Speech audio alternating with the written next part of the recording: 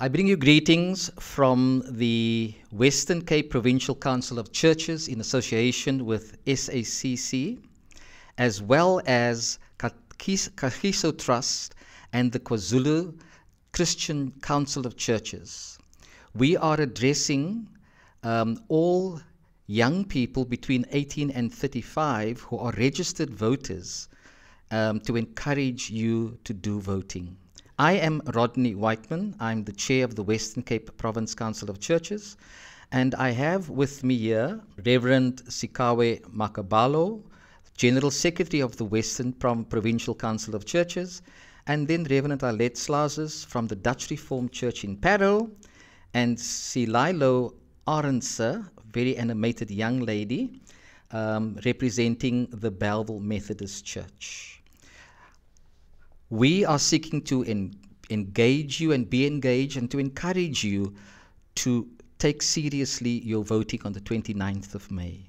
I will now ask those who have joined me on this panel to speak their minds and to give you encouragement around why it is important for you to vote. Sililo, can you share your thoughts with our young people on this very important and life-changing matter in our country? Thank you so much, Rodney, and good day to everyone who's listening and who's watching. It is such a privilege for me to be here, and I'm excited to be talking about a very important part of the ministry that I'm a part of, which is the youth. It is important for the youth to take their voting seriously because their country depends on that particular vote. Let us also remember that we are a very young country as South Africa. The majority of us living in this country fall within the ambit that is called the youth. And so if us as young people do not take seriously the responsibility of voting, it means that we are throwing the country to oblivion, basically. We are basically saying whatever comes, comes. And that's exactly what is going to happen if we do not vote as young people. So it is important in order for us to guide the trajectory of the political landscape in South Africa to go and vote on the 29th of May 2024. Perhaps I can engage you to say that our democracy is pretty young still. Those of us that had voted at the beginning in 1994 only had 6 chances to vote. And we voted because of those who had given their life for the struggle towards democracy. So that's also a youthful point. Can you continue that conversation? Yes, definitely. I think voting is to take up space and make your voice count and say, I believe in this country. I want to be here, and this country matters for me. So I think we often do not want to talk about politics because we do not feel we have the knowledge, but you do have the knowledge because you are a citizen. What happens in voting stations affects you as a person. So that's why we should continue this democratic system that we have the privilege of being part of. To just engage you on a point you made, it's important for our young people and all registered voters to go to the poll. But I'm sure going to the poll is also going into Parliament for the next 5 years to help develop a better situation for our people, for current times and for the future. Sikawa, how will you respond to that? Yes, indeed. Participation in changes and in shaping the future includes exercising your right to vote. To vote is a democratic right. It's a participation as well. So the moment people step back, particularly young people, then it might be difficult to participate again, to fall onto the track of participating in shaping the future of our country. So we have to participate. It begins here. It begins by exercising your right to vote, and then it follows up by shaping and reshaping policies and participating in that as well. It also follows up by being active as citizens, in shaping our democracy going forward. So once one does not participate from the beginning step, it is very difficult then to follow your participation in the shaping of the future of the country. Thank you, Sikawa. Sililo, you work with young people. You're part of their development. Is there a necessity that some of them are reluctant to take on this responsibility? Rodney, I think stats show us that the majority of our young people are reluctant to go and vote. And that is why we have only 16% of young people who have registered to vote. The question is, where is the rest? And why are they not registered to vote? It's because of the same reluctance that they have.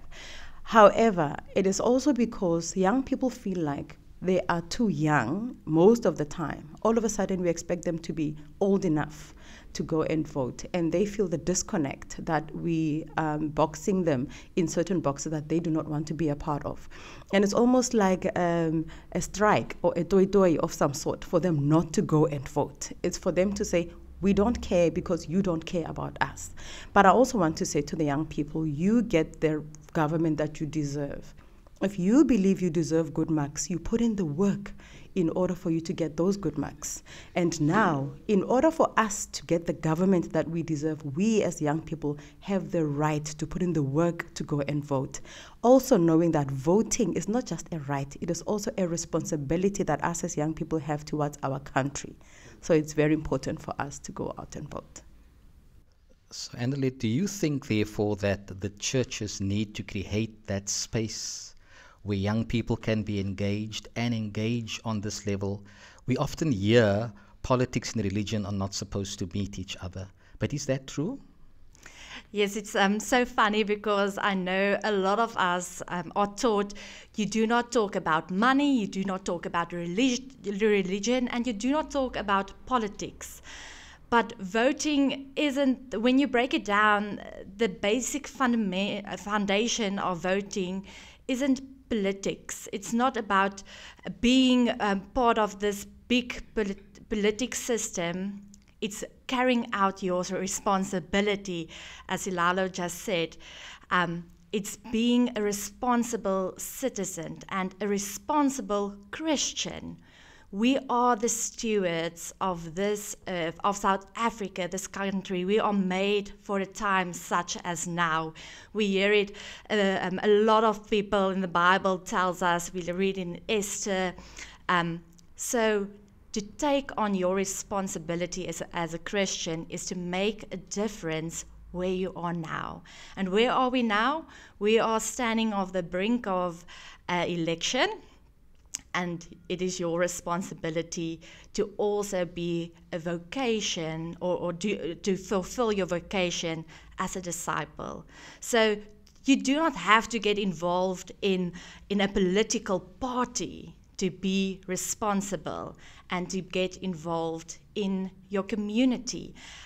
You do not have to wait for declarations to be affirmed coming from parties to be responsible. And the church's responsibility is not to preach politics, but to preach what are your role in the future of our country. And I think that is a way we can create the space to remind, especially the youth, that this is now their time to shine. They have to take up their calling and make the future they want to see happen now in a few days. So Sikawa, as the Western Cape Province Council of Churches, we are so privileged to have Kagiso Trust and KwaZulu Christian Council of Churches to partner with, because is education and proper information not one way in which the church can help all registered people, but particularly our young people, deal with the reluctance, the apathy they feel, because they haven't seen change, proper change yet? Indeed. Indeed, one of the responsibilities of the church is to be a teacher. That's who we are. It is to educate, and education opens eyes, gives a clear perspective. So indeed, yes, we are dealing with disillusionment. People are disillusioned for various reasons. They are disillusioned because they hear repeatedly in the news about corruption. So it feels like if I participate, I'm just enabling other people to be corrupt. Those are the things that they hear. They hear no change from the past and rather things getting worse. That's what they hear. And they see that in the news, and so it brings about disillusionment as well. They hear that if there's not going to be a future for me, as I serve a diverse community, other people feel like I don't have space here because I'm of a wrong color or something like that. And so all those things that they are hearing, it's the responsibility of the church to bring about a clearer perspective, to teach, so that people don't only see the negative. Some of the things are factual, yes, they are true, but to see a clearer perspective of who we need to be. Just a point, Bishop Tutu dreamt of a rainbow nation. It's a possibility, but yes, there will be pitfalls, there will be hurdles to jump for us to reach that goal. We may not see that as a goal anymore or defining our unity, but unity is still a cause that we need to fight for. Other parties call it non-racialism, the betterment, the development of all, the poor and the rural. We need to work towards this, all of us. Minimizing crime, it's a responsibility for all. But if you only see the negative, then you can't see why you need to be actively involved in it. So the church is there to bring about light, and the teaching comes with that. So in other words, we are saying we have a common citizenry, and therefore we are meant to be responsible together. We need to participate together. Sililo, can you tell us what will happen on the day when we go to the polls? What should we be expecting? We should expect to have coffees in our hands. We should expect to have water in our hands, because we are going to be on long queues. That is the first thing that young people need to know, to be prepared for. They should be prepared to be at the polling stations for half of the day or even the whole day, because essentially it is something that we are going to do in order to be patriots of our own country as South Africa. Another thing, can I just also piggyback on what Sika was saying, talking about education? I think what we should expect is that as the church and as the IEC, because we have to be unbiased, we should be creating spaces where young people are going to be comfortable to stand and to be at for half of the day. Young people like vibrancy, they like to see things, they like to hear things. We need to make sure that we make the environment on the day as pleasing and welcoming to young people as much as we can. The lack of education on social media and the television has been worrying for me personally as a young person, because when we started voting, every second advert was about elections. There were TV programs that were created specifically about and for voter education in our country, but now we don't see that anymore. Even though we have such a vast variety of social media, we have Twitter, Facebook, or X, we have TikTok that many young people are part of, and some of them are even monetizing that particular space, but we do not see systems, even with the church, using that space to educate young people. And I think it is very important for the church to be educational in that particular space, therefore confirming the fact that we all have common citizenry, as the old and the young, especially South Africans. So it doesn't matter who you are, where you're from, we have a common role, and that is for us to be patriotic about our country, to look at what it is that we want from this country and together work towards it. And isn't it also important to us to capture the youthful experience of when we're going to get our IDs? Now we have our IDs. What was your experience like now that you can vote, having received an ID? Yes, I think I feel a sort of excitement now while we're speaking, because this will only be my second time I can vote. And it's really a privilege to vote, to have that understanding that my opinion counts.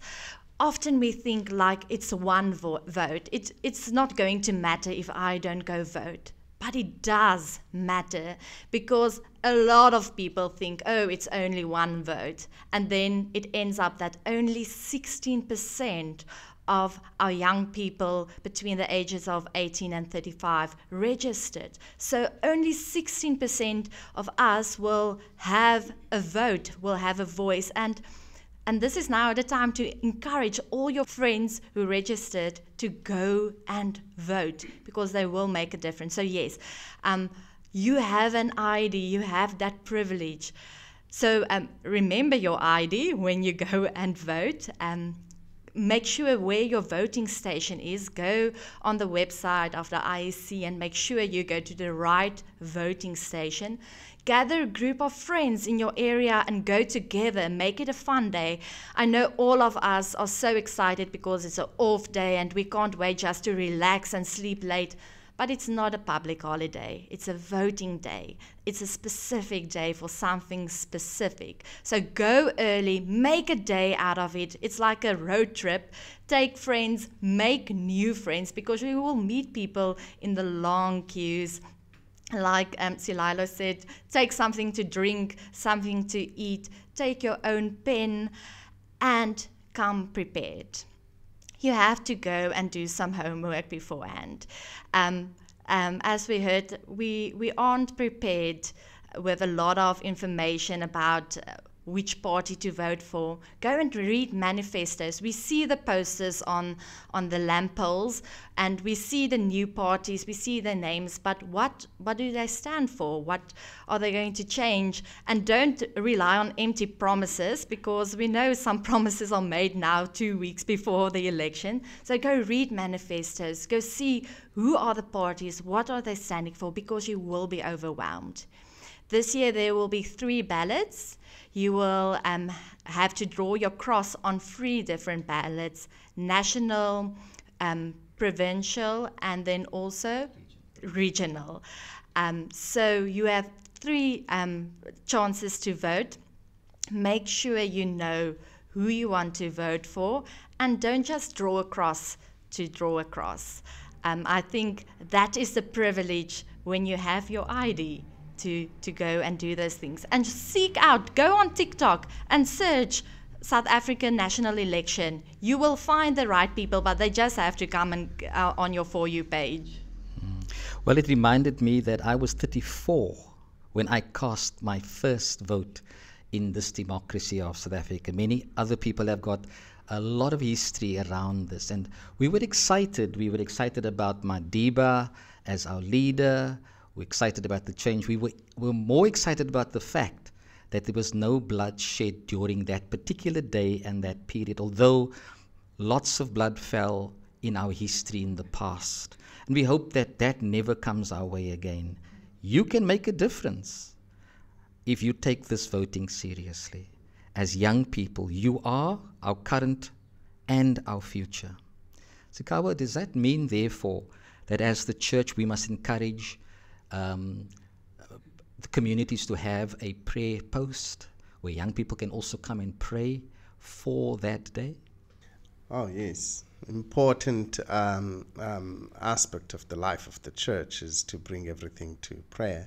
I'm hoping not just only on the day, but before. I'm hoping that churches are lighting up candles, reminding themselves each time they gather. We have one more Sunday before voting day, so if they can do that even then. Also, 2 things that I just wanted to, that were prompted. The first one is the fact that we are used as South Africans to long queues and to fellowship around long queues. I go to long queues. I love sport. Whenever I go watch cricket, and there was a very wonderful vibe when there was the Women's World Cup cricket. and we all queued. We all had our little camp chairs or just stools to sit around. We used to have that vibe. May we have that kind of vibe, even though we will be voting for different persons and different parties. But let's remember, it's for the sake of the future of our democracy. So let's not be, we may be divided in opinion, but let's not be divided as a people on that day and start fighting one another. And the second and the last point is our democracy is about 30 years. And so really, if you are 30 years, from 18 to 30 years, you should be voting now. Make a change. And I want to challenge the church and to say, listen, it's time now for us to engage 30-year-olds as to their understanding of democracy. What do they understand? What do they see the future of this country as? The church has a long, not just for these elections, but a long way to go. So Kagiso Trust and KZNCC have made this possible, and we're grateful to them. I hope that they can make it possible again for us to engage 18 years to 30-year-olds to get their perspective, to understand what is their view of democracy, how do they see it, because many of us, as you rightly say, democracy on that first year of voting meant something different. Now it's 30 years old. It should mean something different for a 30-year-old of today. And that is why the Western Cape Provincial Council of Churches have taken on this partnership with KZN Council of Churches and Kagiso Trust to be involved in education around democracy, the responsibilities that go with that, together with voter education. We know that this is a huge task, and we know that our people are tired. But isn't this when we need the energy of young people? Don't you think? I absolutely think so. If you are not tired, if you're not upset about the current nature of our country, then I do not know what is wrong with you. And for any and every young person who feels tired, who feels despondent, that is the more reason why you should get up on the 29th of May and go and vote, is so that your vote can tell you and guide where your fatigue is supposed to be directed. You cannot direct it to your mom's kitchen or your living room or TV games or whatever, but you need to direct it somewhere where it is going to bring change, it is going to bring evolution, it's going to bring the excitement of diversity. It would be amiss, because I'm here as a Methodist, it would be amiss for me not to talk about our Methodist rule of life as I motivate young people. Our Methodist rule of life says, do good. In order for us to do good, we need to do good for the country that we love so much. And going out to vote is actually that responsibility of doing good. It says, do no harm. If you do not go out to vote, you are actually harming the future of this country called South Africa, because you are basically saying, I am leaving it to somebody else's hands to take my country where I hope it goes, when it actually is in your hand. And it also says, stay in love with God. Staying in love with God simply means that you must love God and love this country so much that you will do whatever it takes as a citizen of this country to guide and steer this country to a future that will work not only for you, but only for the future of your own children. We have so many young people who now are on social grant. We are experiencing a shot in teenage pregnancies. We are experiencing a shot in the recipients of the 350 Rand grant. These are the things that we need to guard against, because they might be crippling to us. They're a great benefit, yes, and we are eternally grateful to the government for that. But in the long run, they're not going to be sustainable for us as young people. Young people need to get out there, to train, to work, to be good citizens and tax-paying citizens of this country in order to make this country the best that it can be. So you've already brought us to the point of the way forward. And you've said much, and we've said much around the table. One word that you'd like to give as a way forward to continue encouraging young people to take their citizenry responsibility? I think one word is quite difficult, but change happens with action. So if we want to see the change, we need to do the appropriate action. And your first action is to cast your vote. Easy as that. Thank you, Annalette. What do you say, Sikawe? Young people, be excited about this. It's an opportunity that was never there for many people. It's an opportunity that divided the people of this country. Now be excited that you can shape the future that you dream of for this beloved South Africa. One word doesn't mean one word, it can mean a sentence too. So just one word out of your thinking. Your vote is your voice. It is not everywhere where you have an opportunity to stand tall and say what you think. And voting gives you that responsibility. It gives you that power to say, this is my voice, and I am casting it in a vote on a ballot paper, at least the 3 ballot papers that we're going to get. So go out and vote. So young people, go out and vote. You are our future because you are our present. You are our inspiration. God bless you all.